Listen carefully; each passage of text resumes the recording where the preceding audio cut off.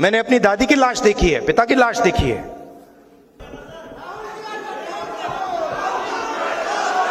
मैं बताऊं आपको क्या हुआ? बताऊं? मैंने ईडी के अफसर से बोला, ईडी के अफसर मुझे इंटेरोगेट कर रहे थे और मैंने उनसे बोला कि देखिए, आप सोच रहे हो कि आपने मुझे यहां बुलाया है, मगर आप गलतफहमी में हो। आपने मुझे यहां नहीं बुलाया, मैं यहां आया हूं।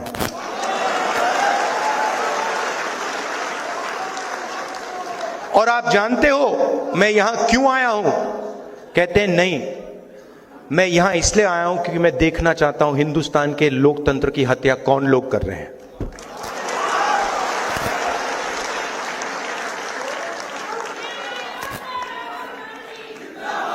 मतलब आप क्या समझे हो?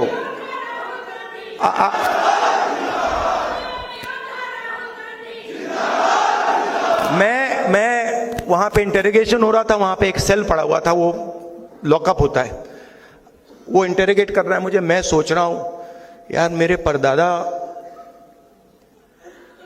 12 साल ऐसे सेल में बैठे थे, कम से कम 10 साल तो मुझे भी जाना चाहिए। आप मुझे कोई भी सेल दे दो, कोई फर्क नहीं पड़ता। तो मेरा कहना है कि हिंदुस्तान की जनता के सामने हिंदुस्तान की रियलिटी डालनी है। और मैं बिलीव करता हूं, चाहे वो किसी भी जात का व्यक्ति हो, अगर हमने रियलिटी सामने रख दी ऐसे, हिंदुस्तान की राजनीति बिल्कुल बदल जाएगी।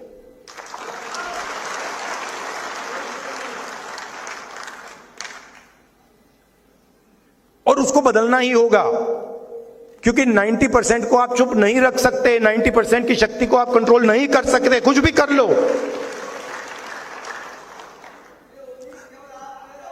नहीं, ये बहुत सारे लोगों में, आप में भी है। और राजनीति में ना, मेरा एक्सपीरियंस बताता हूं आपको। एक होता है जो सुबह उठता है, कहता है भैया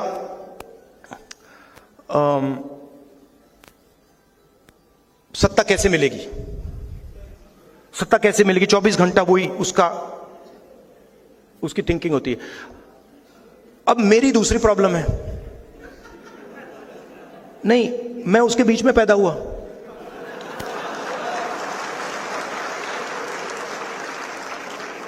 अब अजीब सी बात है, मुझे उसमें इंटरेस्ट ही नहीं है। वो मेरे लिए औजार है, वो मेरे लिए औजार है कि उसका मैं प्रयोग जनता की मदद करने के लिए कैसे करूं।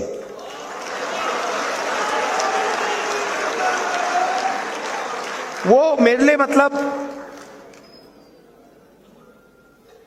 ड्रग नहीं है, नशा नहीं है।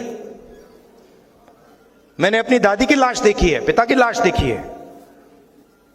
तो एक पॉलिटिकल व्यक्ति के अंदर एक पॉलिटिकल क्रिस्टलाइजेशन होता है। बहुत सारे लोगों के अंदर पॉलिटिकल क्रिस्टलाइजेशन कभी होता ही नहीं है।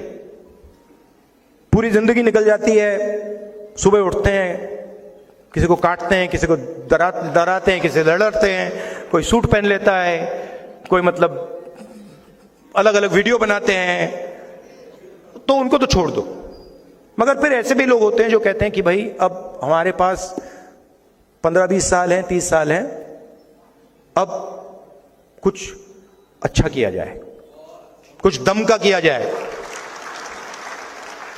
तो पॉलिटिकल क्रिस्टलाइजेशन हो जाता है। एक बार पॉलिटिकल क्रिस्टलाइजेशन हो जाता है तो फिर क्लैरिटी आ जाती है कि मुझे ये करना है और कुछ नहीं करना। और मेरे माइंड में ये क्लैरिटी आ गई है कि इस देश में 90% लोगों को भागीदारी दिलवानी है, और 90% लोगों के लिए एक के बाद एक दरवाजे खोलने हैं।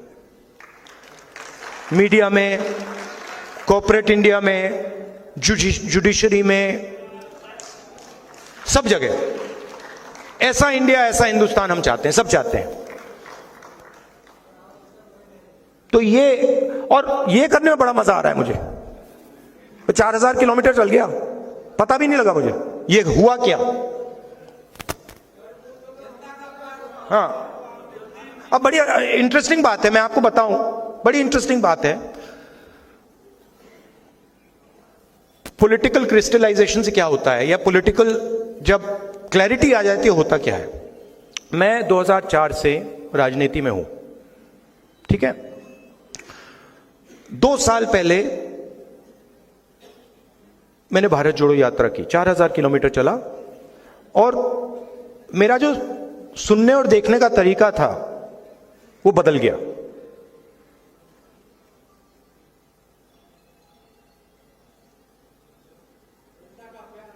नहीं, क्या करने लगा मैं, जैसे आप मेरे पास आए तो नॉर्मली जब व्यक्ति बात करता है तो वो सोचता है कि ठीक है मैं यहां हूं, मैं सुन रहा हूं। मैं क्या करने लगा, मैं आपकी पोजीशन लेने लगा।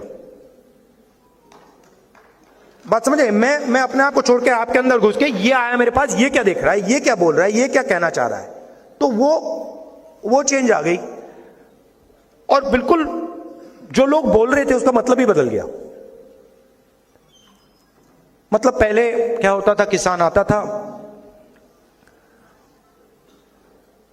बड़ी मुश्किल है, पैसा नहीं मिल रहा, भाई बीमार है, और मैं सुनता था। अब उसके बाद अब मैं क्या करता हूं, हाथ पकड़ लेता हूं, बस हाथ पकड़ लेता हूं और टाइट पकड़ लेता हूं और कहता हूं घबराओ मत, कुछ नहीं होगा। तो टोटल चेंज आ जाता है, कनेक्शन बन जाता है।